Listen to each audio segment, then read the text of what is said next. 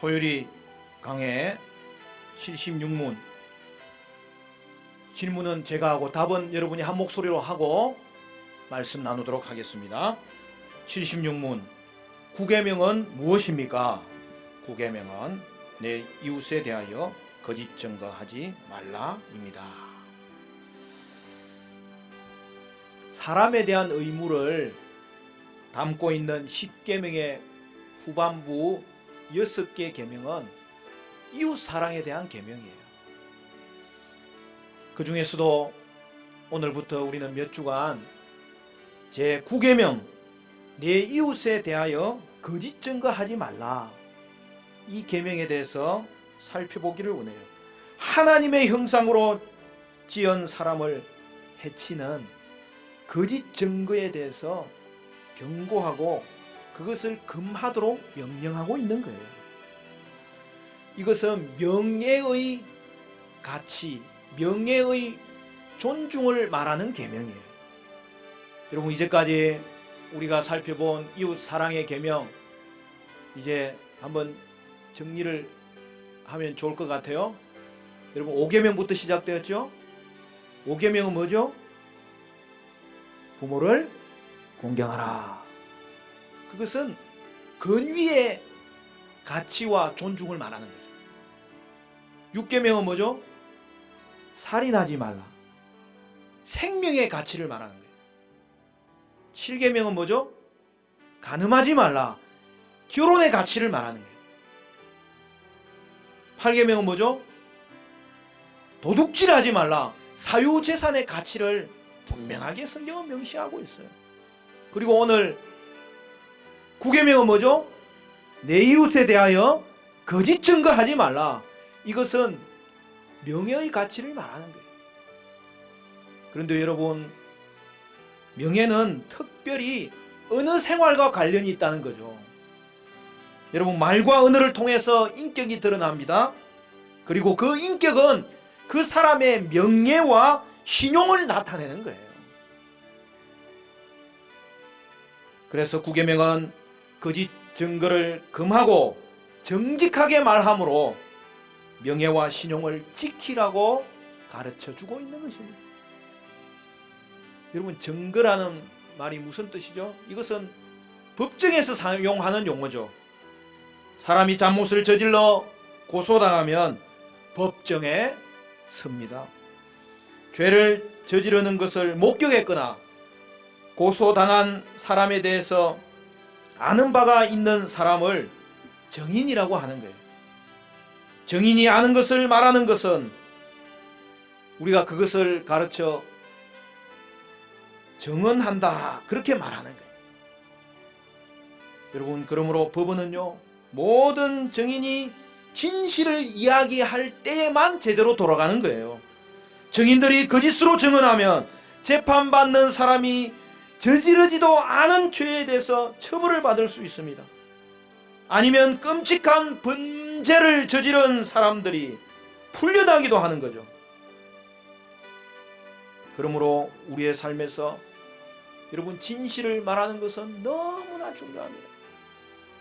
특히 법원에서는 사람들이 진실을 말하는 것이 특별히 중요합니다. 법정에서 죄 없는 사람에게 거짓 증언을 하면 죄 없는 사람이 자신이 하지도 않은 일에 대하여 고통을 당하게 되는 거예요. 반대로 죄 있는 사람에게 거짓 증언을 하면요, 다른 무고한 사람들이 또한 고통을 당하게 되는 거예요. 하나님의 백성은 항상 진실을 말해야 합니다. 하나님은 진실을 사랑하시고 거짓을 싫어하십니다.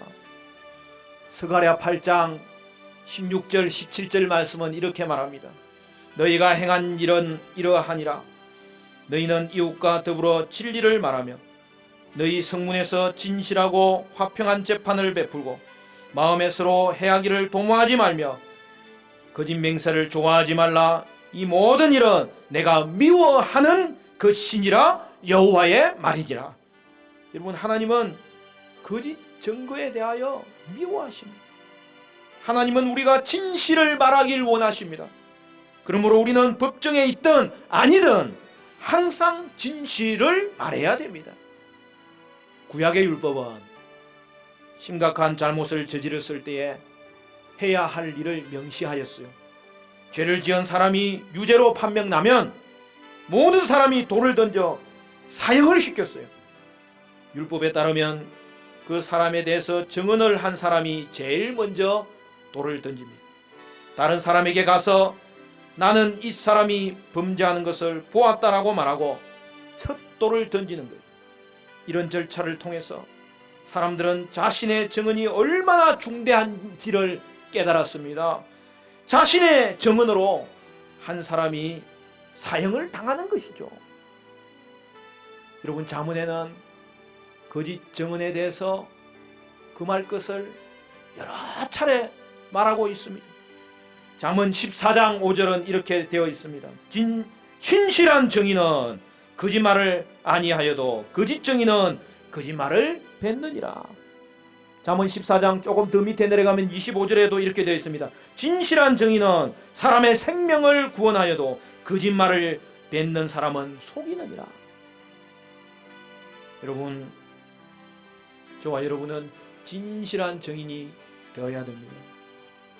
거짓말로 다른 사람을 해치면 안 됩니다. 따라서 우리는 다른 사람에 대해서 말할 때에 진지하게 말해야 돼요. 우리는 하나님이 우리가 다른 사람에게 신중하게 말하는 것을 요구하고 있다는 이 사실 앞에서 늘 자신을 점검해야 됩니다. 우리의 부주의한 말은 다른 사람에게 큰 상처를 줄 수 있다는 사실을 기억해야 됩니다. 다른 사람에 대해서 진실이 아닐 수 있는 말을 말하지 않도록 특별하게 조심하면서 살아야 됩니다. 여러분은 다른 사람에 대해서 나쁘게 말하는 것을 들은 적이 있습니까? 그 사람을 안 좋게 말하는 것을 들을 때에 아주 흥미로웠습니까? 그리고 여러분은 그 말을 듣고 나서 얼마 만에 다른 사람에게 알려주었습니까? 여러분, 우리는 참 이것을 잘못이라고 알면서도 우리 모두는 다른 사람에 대해서 나쁜 말을 옮기길 좋아한다는 거예요. 간혹 우리는 누구 귀에 들어가면 소문이 잘 퍼진다는 말을 하잖아요. 여러분, 우리는 그걸 이용하면 안 돼요. 그리고 무엇보다도 그런 사람이 결코 되어서는 안 됩니다. 대부분의 경우 사람들은 정말 진실인지 알지 못하는 말을 옮기는 거예요. 다른 사람을 나쁘게 보이도록 진실되지 않는 것을 말할 때 우리는 그것을 비방이라고 합니다. 하나님은 비방 퍼뜨리는 것을 금하셨어요. 레위기 19장 16절은 이렇게 말합니다. 너는 내 백성 중에 돌아다니며 사람을 비방하지 말며 내 이웃의 피를 흘려 이익을 도모하지 말라. 나는 여호와이니라. 그리고 우리나라 형법에도 모욕죄가 있습니다. 그렇죠? 근거 없이 남을 비방하는 것을 죄로 규정하고 있어요. 그리고 다른 사람의 명예를 훼손시킬 때는 명예훼손죄가 있어요. 그리고 일부러 속이면서 고발을 할 경우에는 무고죄가 걸려드는 거예요. 그러므로 여러분, 우리는 다른 사람에게 들은 나쁜 말을 옮기지 않도록 조심해야 됩니다. 입 밖에 꺼내지 않도록, 그것이 내게 들린 것이면 들을 수 있으나 들린 것일지라 하더라도 그 다음에는 진척되지 않도록, 그래 우리 이제는 그 이야기 그만하자, 다른 이야기 하자, 그렇게 우리는 말할 수 있어야 되는 거예요. 무엇보다 이것은 하나님이 싫어하는 것이기 때문에 우리는 하지 않으면 하면은 안 되는 거예요. 이것은 하나님의 계명을 어기는 것이라고 분명하게 기억하고 있어요. 다른 사람에게 대해서 진실은 말하고 그리고 항상 진실을 말하는 것은 무엇보다 우리 하나님께 중요한 거예요. 하나님은 진리를 사랑하십니다. 하나님은 항상 진리만 말씀하십니다.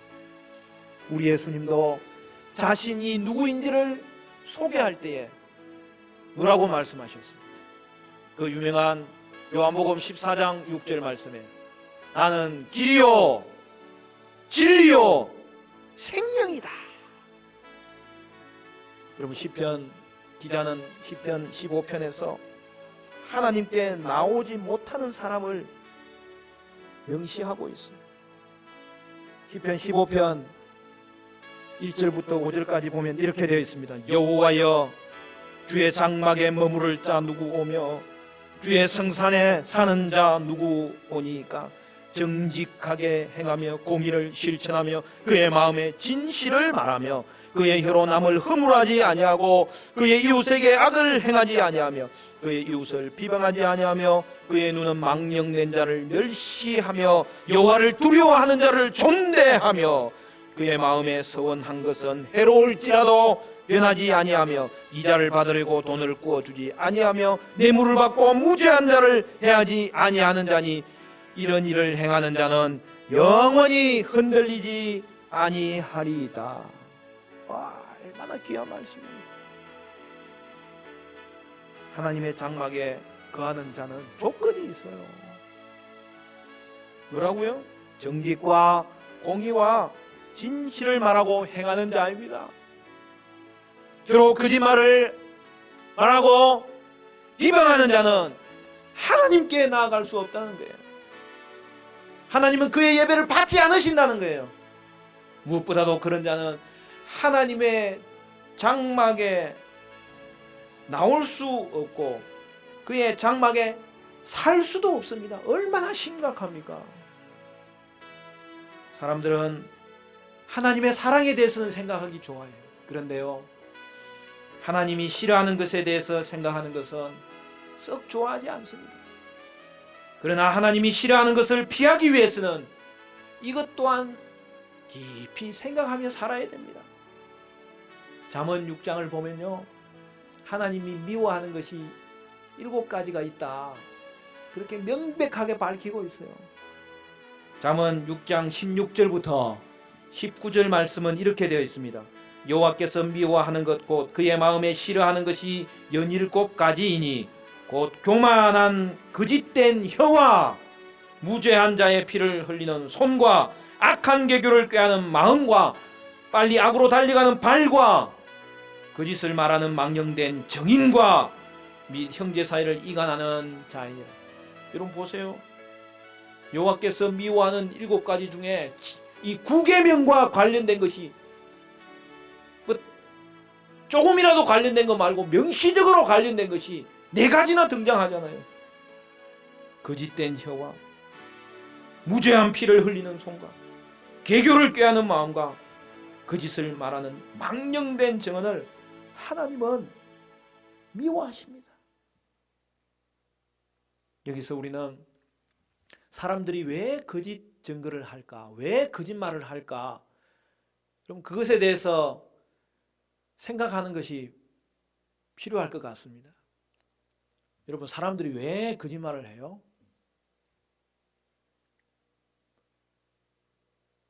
거짓말을 한 번 하고 2번 하다가 왜 거짓말이 습관이 되고, 여러분, 사람들이 왜 거짓 증거를 하는 거예요? 첫째로는 어떤 이득을 위해서 거짓말을 해요. 돈이나 다른 것을 얻기 위해서 그렇게 하는 거예요. 둘째로는 흥미로운 이야기를 만들어서 주목받기 위해 거짓말을 하죠. 돋보이기 위해서 거짓말을 하는 거예요. 세 번째, 위기를 모면하기 위해서 거짓말을 하는 경우가 얼마나 많습니까? 난처한 일을 피하기 위해서 그렇게 하는 거죠. 사람들은 자신의 이익을 당연시 하다는 듯 거짓말을 합니다. 위기에 벗어나려고 거짓말하는 것을 쉽게 용납하고요, 이해하고 넘기려고 합니다. 참 쉽지 않은 그러한 여러분 우리의 삶입니다. 인간이라면 누구나 그런 습성을 가지고 있습니다. 인간의 악함과 동시에 인간의 연약함 때문입니다. 그러나 여러분 거짓의 결과는 동일합니다. 거짓 증거로 인하여 거짓말로 인하여 이웃이 해를 받습니다. 구계명이 금하는 이웃의 명예가 거짓으로 인하여서 손상됩니다. 결과적으로 우리 사회는 황폐화됩니다. 반목과 갈등과 질시가 판을 치게 되고요. 간사하고 약삭 빠른 사람들이 살아남게 됩니다. 의인과 약자는 고통을 당하게 됩니다. 하나님께서는 이것을 미워하신다고 분명하게 말씀하고 있습니다. 따라서 성도는 사소한 일에도 거짓을 말하지 않도록 애를 써야 되는 거예요. 예를 들어서 주일에 늦게 일어나서 성가대 연습에 늦었다거나 또 어떤 모임에 늦었으면 그냥 늦게 일어났다고 말하면 됩니다. 그래서 미안하다고 하면 됩니다. 그런데 괜히 차가 밀렸다고 핑계하면 안 돼요. 깜빡 잊어버렸다가 갑자기 생각났다고 핑계하면 안 돼요. 거짓말하는 이유가 무엇이든지 우리 하나님이 거짓말과 거짓 증언을 싫어하신다는 걸 알 때 여러분 이것은 용납되지 않습니다. 잠언 19장 5절은 더 심각하게 말씀합니다. 잠언 19장 5절 거짓 증인은 벌을 면하지 못할 것이요 거짓말을 하는 자도 피하지 못하리라. 우리 하나님은 단순히 거짓말을 거짓 증거를 싫어하시는 정도가 아니라 반드시 벌하시는 분이세요. 우리 하나님은 거짓 증거에 대해서 미워하시고 벌하십니다. 그러므로 우리는 어떤 이유에서든지 거짓말을 용납할 수가 없습니다. 정의는요, 자신이 본 대로, 자신이 아는 대로, 이런 그대로 말하면 되는 거예요. 꾸밀 필요가 없어요.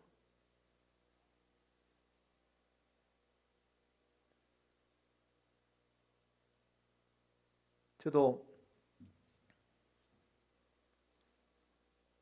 그동안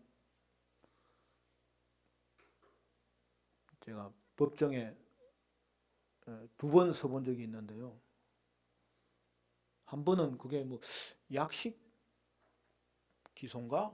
그거는 제가 교통법규 위반했다고 법원에서 오라 하더라고요. 왜냐하면 내가 이의 신청을 했거든요. 길을 가다가 차가 갑자기 빠져야 되는데 한참 전부터 이게 막히는 걸 확인했어요. 그때부터 제가 먼저 들어가려고 이제 들어갔어요. 근데 저 앞에 그 경찰 차가 서 있더라고. 원래 경찰은 우리 친구잖아요. 그날은 조금 밉더라고. 그래서 저는 한참 뒤에서 들어왔습니다. 그러니까 그것도 끼어들기라는 거예요. 그러면 끼어들기 기준이 뭡니까? 그거는 나보고 알 필요 없다는 거예요. 그래서 제가 그걸 이의 신청을 했더니 괜히 이의 신청을 해가지고 법원에 나오라는 거예요. 큰일 났네. 그래 갔더니 직업이 뭡니까? 그러는 거예요. 그래 제가 목사입니다. 그랬더니 이번 경우는 경찰이 잘못했습니다. 그렇게 하는 거예요. 그래서 판명은 법규 위반한 걸로 되지만 요새는 뭐 이름도 다 까먹었어요. 집행하지 않겠습니다.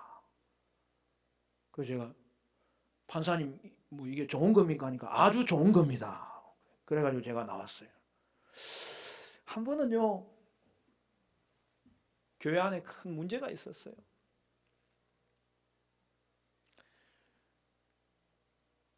사람이 사는 곳이기 때문에 교회 안에도 분쟁이 일어나잖아요.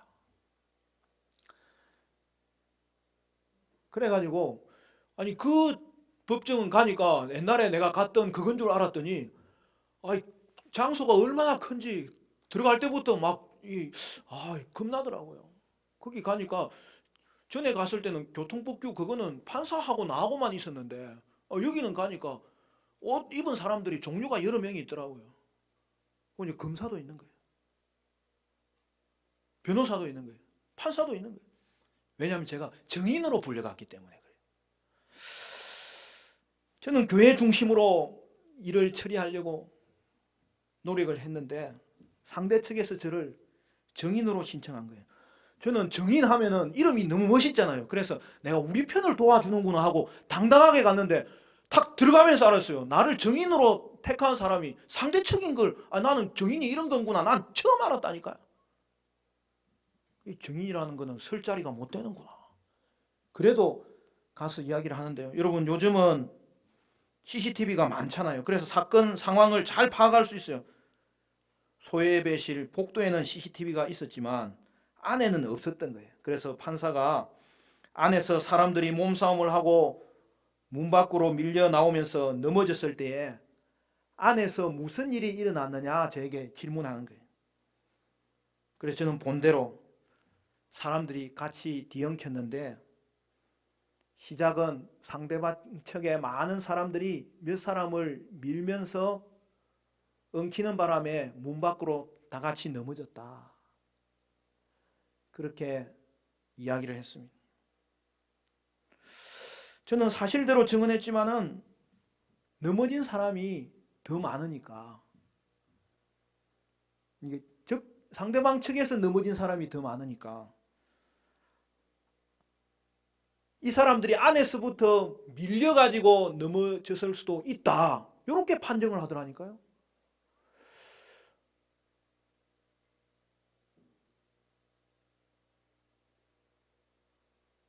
머리가 굉장히 복잡해졌어요.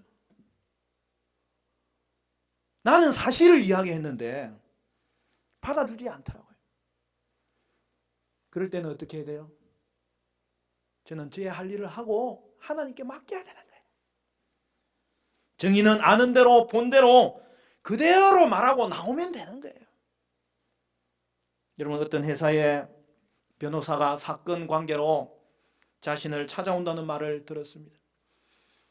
회사에서 성추행 사건이 일어났는데 그녀가 그 자리에 함께 있었던 거죠. 변호사와의 접견에서 나온 말은 법정에서 증언으로 사용될 수 있습니다. 회사의 높은 사람이 직원을 성추행한 거예요. 그것을 보았지만 여러분 그걸 사실대로 말하면 어떻게 돼요? 회사에서 불이익을 당합니다. 직장을 잃을 수가 있는 거예요. 그때 저와 여러분은 어떻게 하시겠습니까? 우리는 하나님의 말씀을 우리의 삶에 비추어 보셔야 돼요. 이때 못 봤다고 회피하면서 거짓 증거를 하면 안 된다는 거죠. 산상설교에 팔복이 나오잖아요. 의를 위하여 박해를 받는 자는 복이 있나니. 여러분 의를 위해서 박해를 받는 자의 모습은 바로 이런 것이죠.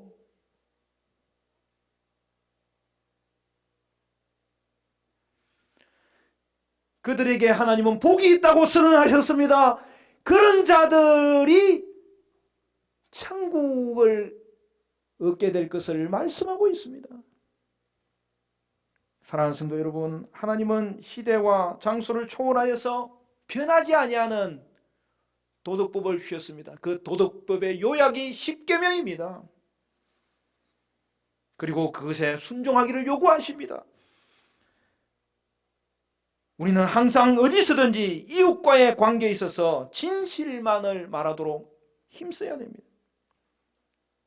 그것이 바로 나 자신의 명예를 보호하는 것이고 이웃의 명예를 보호하는 것입니다. 성도는 그렇게 사는 존재입니다. 하나님께서 우리의 연약함을 알고 계십니다.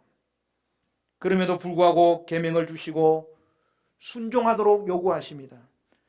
성령께서 늘 함께 계시고 성령께서 늘 도와줄 테니 말씀대로 살아보라고 오늘도 우리에게 요구하고 계십니다. 하나님의 말씀이니 말씀을 따르는 우리들은 힘들어도 해야 하는 것입니다. 사랑하는 성도 여러분, 이웃에게 거짓말로 속이거나 두려워서 진실을 말하지 못한 것이 있었다면 회개하시기를 바라고, 정직한 영을 주여 불어넣어 주옵소서. 진실한 성도의 삶을 살도록 주여 순종하는 믿음, 용기 있는 믿음을 달라고 오늘 주님 앞에 결단하며 기도하는 저와 여러분 되시기를 주님의 이름으로 간절히 축원합니다.